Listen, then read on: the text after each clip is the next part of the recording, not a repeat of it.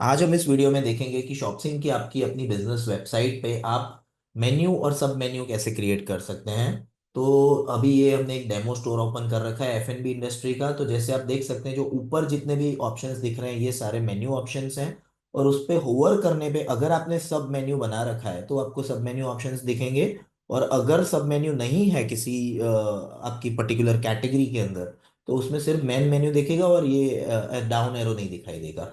और फिर next step में आप जब प्रोडक्ट क्रिएट कर रहे हैं तो इस कैटेगरी या सब कैटेगरी के अंदर या फिर दोनों में आप प्रोडक्ट सिलेक्ट करके ऐड कर सकते हैं।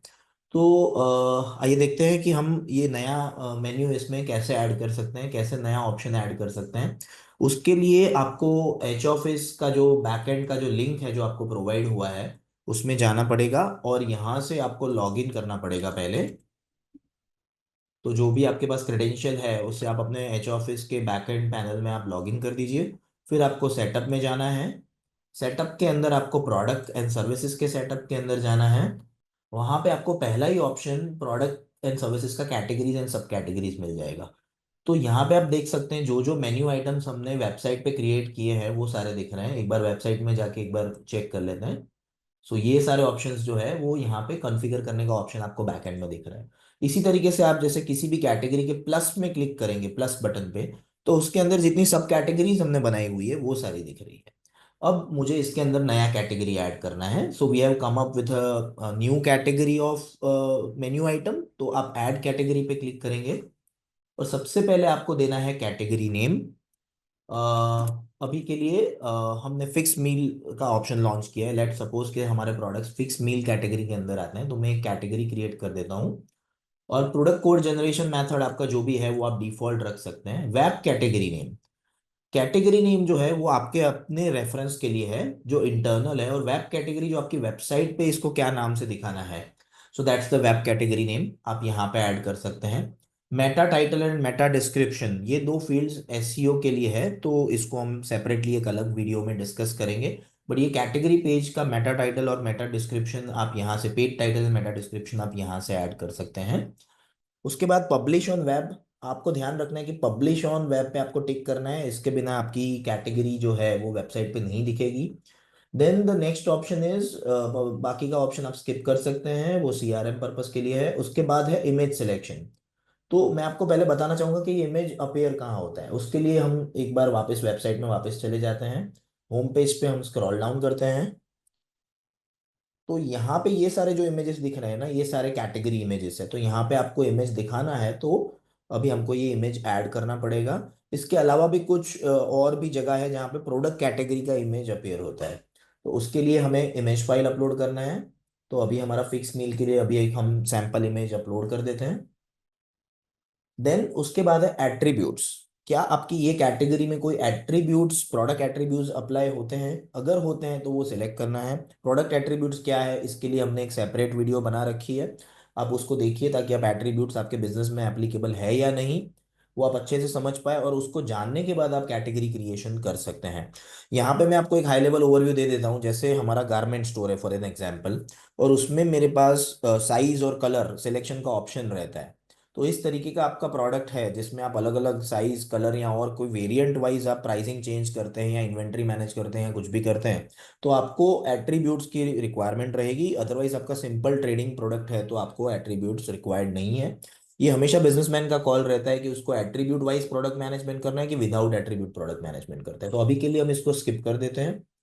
और उसके नीचे के जो फील्ड्स हैं वो सारे फील्ड्स बेसिकली लॉजिस्टिक्स के रिलेटेड है। उसको भी हम सेपरेटली एक अलग वीडियो में कवर करेंगे। अगर आप ऑनलाइन डिलीवरी में जाना चाहेंगे तो शायद आपको ये फील्ड यूजफुल हो सकते हैं। बट सिंपल प्रोडक्ट कैटलॉगिंग करने के लिए या प्रोडक्ट को ऑनलाइन सेल करने के लिए ये फील्ड्स को आप स्किप करके प्रोडक्ट कैटेगरी सेव कर सकते हैं।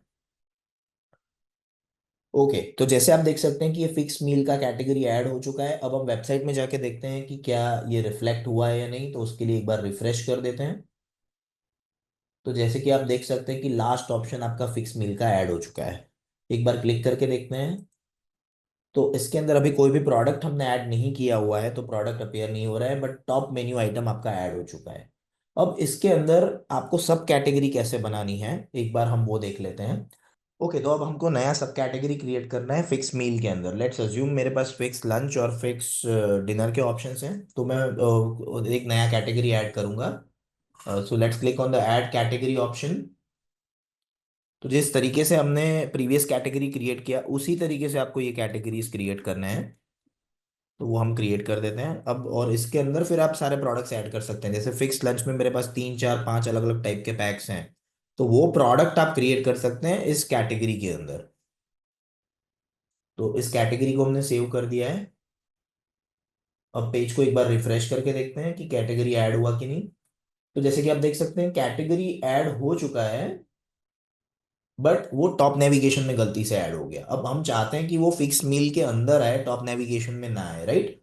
तो इसको हम करेक्ट कैसे करेंगे? तो ये गलती आपसे भी हो सकती है, इसलिए हमने इंटेंशनली इसको करके दिखाया है। उसके लिए आपको मूव कैटेगरी के ऑप्शन पे क्लिक करना है,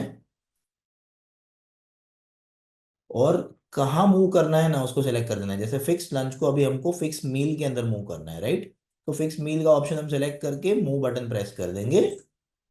तो ये करने पे जैसे कि आप देख सकते हैं कि फिक्स मील के अंदर फिक्स लंच मूव हो चुका है। तो इस तरीके से आप कोई भी कैटेगरी को क्रिएट करने के बाद मूव कर सकते हैं। और अब हम देखते हैं कि तो एक बार हम साइट को रिफ्रेश करके देखते हैं कि ये जो कैटेगरी है वो मूव हुई है या नहीं। देखिए, जैसे कि आप देख सकते हैं फिक्स लंच अब फिक्स मील के अंडर आ चुका है। तो इस तरीके से आप जितने भी कैटेगरीज फिक्स मील के अंदर सब मेन्यू आप बनाना चाहते हैं, मतलब कोई भी टॉप नेविगेशन और सब नेविगेशन आप इस तरीके से क्रिएट कर सकते हैं।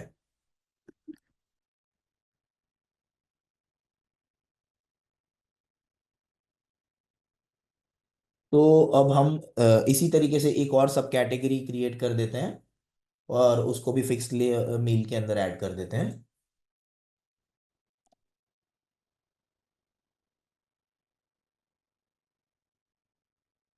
तो जैसे कि आपने देखा फिक्स डिनर भी अब ऐड हो चुका है। हम एक बार वेबसाइट में जाके एक बार कंफर्म कर लेते हैं। ओके। सो इस तरीके से आप अपनी वेबसाइट में मेन्यू, सब मेन्यू, कैटेगरीज, सब कैटेगरीज क्रिएट कर सकते हैं। अब आप इस हम इस वीडियो में देखेंगे कि इसका सीक्वेंस कैसे चेंज कर सकते हैं। सपोज मुझे फिक्स मील जो है वो सबसे पहले दिखाना है, तो उसका ऑर्डरिंग कैसे नेविगेशन में चेंज होगा, उसको एक बार चेक कर लेते हैं। अगेन हम एच ऑफिस के सेटअप में कैटेगरी में वापस चले जाते हैं। फिक्स कैटेगरी को सेलेक्ट करके देन उसके बाद हम चेंज डिस्प्ले ऑर्डर पे क्लिक करेंगे, और यहाँ पे हमारी जो ये कैटेगरी है दैट इज फिक्स मील, उसको हम ड्रैग एंड ड्रॉप करेंगे सबसे पहली कैटेगरी में।